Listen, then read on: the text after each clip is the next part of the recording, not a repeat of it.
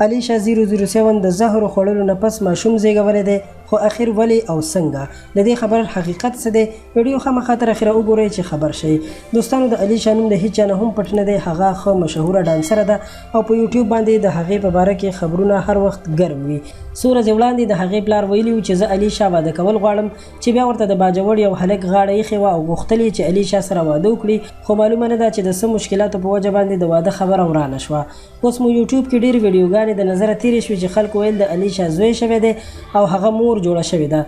زه حیران شوم چې څنګه یو جینۍ بغیر د واده نه مور جوړېدلی شي، ځکه هغې خو لا واده هم نه دی کړی او د کوم واده خبره چې کېده هغه هم کینسل شوی دی.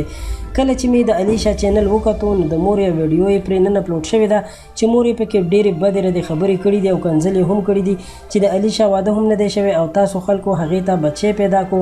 هغه وایي چې موږ خو د علیشه د واده خبره کړې وه خو واده یې ونه شو، او که واده یې شوی هم نو په 2 هفتو کې څنګه بچی پیدا کېدلی شي.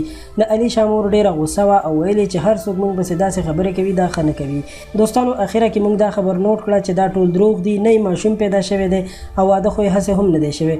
خو که بله اړخ ته وګورو نو د علیشه مور پلار او علیشه هم د چا نه کم نه دي، په یو نه یو طریقه باندې ځانونه مشهوروي، کله یو قسم ډرامه جوړه کړي او کله بل قسم، او داسې نوې ډرامې راوباسي چې د چا ورته سوچ هم نه وي.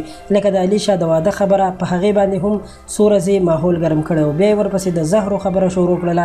هغه دواړه خبرې خو یې تقریبا دروغ وختلې، ځکه چې څوک زهر وخوري نو دومره زر بیرته نه جوړېږي. خیر، دعا به کوو چې الله تعالی دې موږ ته او دوی ته ټولو مسلمانانو ته هدایت وکړي.